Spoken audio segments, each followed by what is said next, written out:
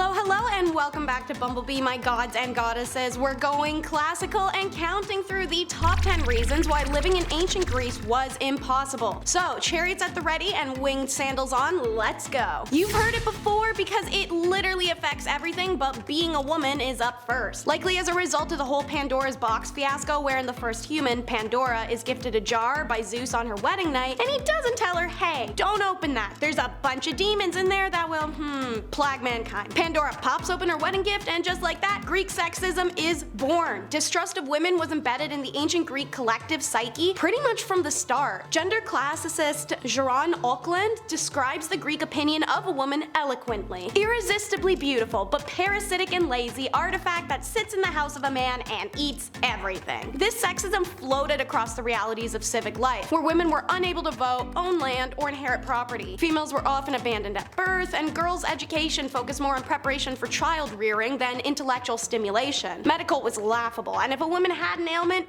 she was always to blame for it. Aristotle believed and insisted that women were deformed males, created after something went wrong in the mother's womb. Hilarious, because we now know that's actually quite the reverse, and that the male sex develops after the females. Plato warned men not to turn into women when they reincarnated, best done by finding success in their incumbent lives. And even Pericles said that the best thing about a woman was that she was never spoken about. The life expectancy for an ancient Greece woman was 36, and the average for a man was 45. Currently, the life expectancy for Greek women is 82 and for men 77. So being a hater sucks the life out of you, boys. And while we ride this wave, let's talk about how adultery is worse. Worse than what? Well, literally everything to the Greek. Even worse than being taken against your will, as the Greeks didn't consider that an act of violence against a person rather than property, which is what women were to their husband or father. For that crime, you'd be fined with literal property damage. Adultery? Whoa, as a woman, you'd best bet was to gouge your eyes out so you never see someone hot and feel temptation ever again once that proverbial ring is on your finger. The Greek definition of adultery includes not only engaging with someone outside of your marriage,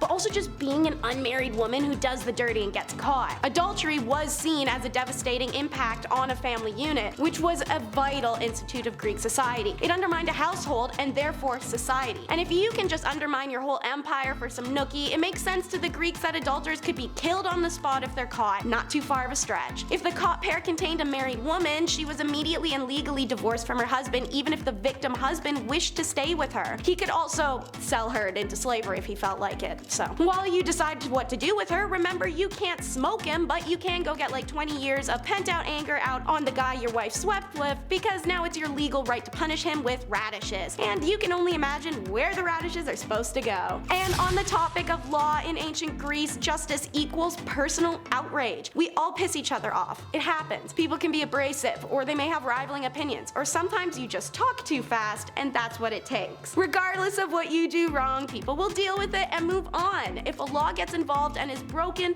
there's an appropriate punishment and recourse via court, which is cordial and doesn't involve two people screaming at each other in front of a judge. But that is exactly what court justice looked like in Athens. According to punishment laws, rage was the heart of why someone was punished by society, meaning anyone could bring anything as a charge against someone else. On a hilarious note, that means about 96% of the surviving court documents from Athens features cases which revolved around how much one person just hated another and was trying to convince the court to hate that person too. Laws defined just how much anger was appropriate response for certain actions, and once parties were in court, it was the prosecutor's job to make the jury feel just as angry about something so that punishment could be handed out. And that led to sort of an eye for an eye system, quite literally. So if you were unlikable in ancient Greece, best thing to do is stick to yourself. But I mean, we shouldn't be too hard on them for letting emotion bias their laws, right? Except for the fact that it happened more than once. Next up, people aren't perfect. Democracy was developed by the many ancient indigenous colonies that are found around the world, and its influence grew through history and societies. The Greeks adopted the practice of democracy, and they executed it in a way that makes them famous in history. However, even a system as revered as democracy can find itself utilized for more nefarious purposes. Best example, the Melitinian debate of 427 BC during the Peloponnesian Peloponnesian War, when a city-state of Mytilene had attempted to separate from the Athenian Empire. The revolt failed epically, however, and the Mytileans were forced to awkwardly submit to Athens again, like a Quebec-Canada scenario. So it's up to the Athenians to decide what punitive measures to take to really teach these guys and make an example of them. According to Thucydides, it was in the fury of the moment that they decided to execute not only the prisoners they'd taken to Athens, but also the entire adult male population of Mytilene, and then the women and the children would be taken into servitude. They send a boat off with these orders, but as they're watching it float away over the horizon,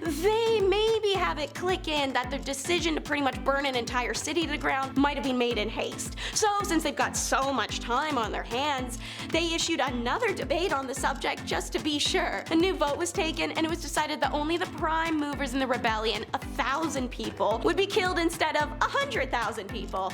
A second ship is sent off to catch the first and reach them at Mytilene itself just seconds before the sentence is carried out. So, democracy, pros and cons. Another reason to hate living here aside from biased politics is that medical kills, because it wasn't until the 5th century BC that Greek physicians started looking at illness as something based in science. Before, the state of the human body was at the whim of the gods. So what that meant for a patient pre-science medicine is you'd visit shrines and temples and participate in rituals called temple sleep and incubation, wherein you slept at the temple, told the priest your dreams in the morning, and he'd either deem you cured or recommend you just do this again. And yeah, if you die, I guess. I don't know. Then, when science medicine came along, you needed 0 certification to advertise being a physician. Quite simply, medicine in ancient Greece was based around the idea that the human body was composed of a range of fluids. A good doctor was supposed to know each of these separate fluids, what they looked like and what they tasted like, and that's it. Feel sick? Yak in a cup, let your doctor take a swig, and he'll tell you what he thinks is up. Hippocrates said healthy urine should taste like fig juice. One less juice I am now going to try and lice. Unsurprisingly, treatments were just as disgusting as these ancient methods of diagnostics. In most cases, a doctor would prescribe a session of bloodletting to drain the body of bad blood, and anything wrong with a woman could be solved with meal dung mixed into wine. Yum. But their methods certainly might have been disgusting. Written histories from the time often make mention of people living beyond the age of 100, so maybe they were onto something. And while on the subject of their miraculous medicine, how about a medical mystery we may never solve? Were they colorblind? Interesting, I know. I hope I got your attention with this one, because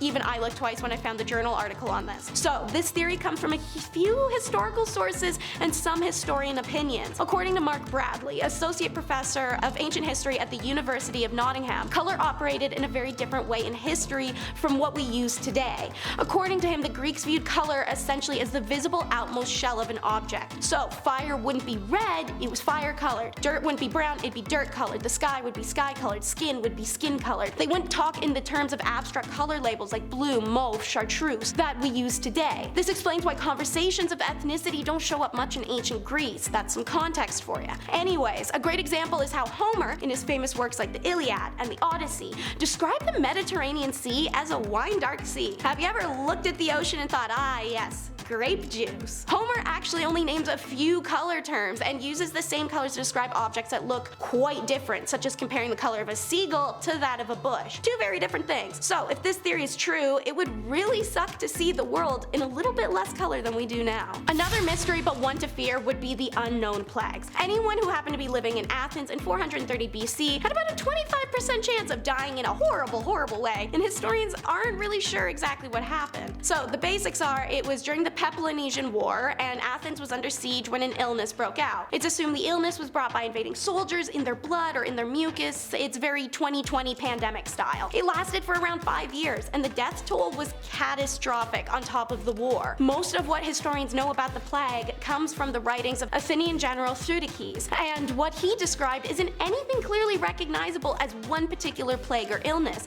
rather a combination of symptoms of multiple deadly illnesses like smallpox or typhus. Victims suffered from fevers, bloody and swollen throats and tongues, and finally violent excrement that drained the last of the life out of them. In 2006, a study where DNA was collected from the teeth of ancient Athenians swiftly buried in mass graves suggests it was typhoid fever, but not everyone's convinced. Another recent suggestion was an outbreak of Ebola. Whatever it was though, it killed a lot of people in a really bad way, and this was just one of the plagues that hit Greece. This was the only mysterious one, however. Here's an annoying one that would make things suck 2 times a day. Imagine asking for the time and someone replying, which one? Well, aside from those who randomly have their cell phones set to 24-hour clock, this scenario usually doesn't happen, but it did in ancient Greece. The ancient Greeks had two different concepts of time, using two different words, chronos and kairos. The former refers to time as we know it and measure it today, the chronological time. The latter signifies proper or opportune time for action. In other words, the right time to do something. In contrast to chronos, which is quantitative, kairos has a qualitative nature.